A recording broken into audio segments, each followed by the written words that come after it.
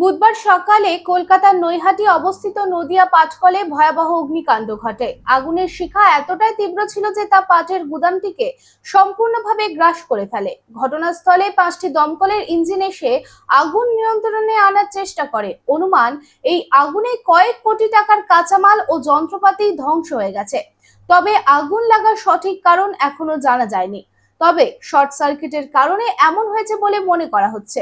এই ঘটনায় রীতিমতো আতঙ্কের সৃষ্টি হয়েছে স্থানীয়দের মধ্যে।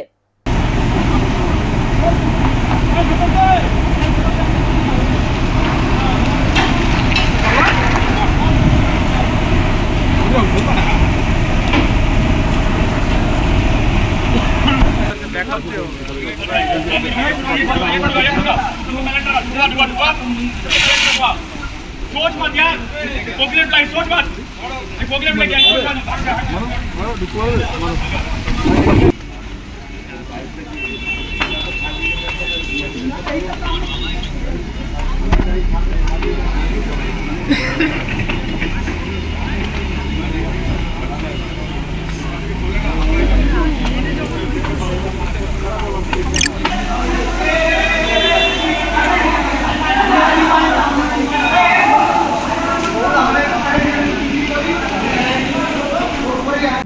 কিছু পরম্পরা আর শেখা মায়ের থেকে চলে আসে মেয়ের কাছে।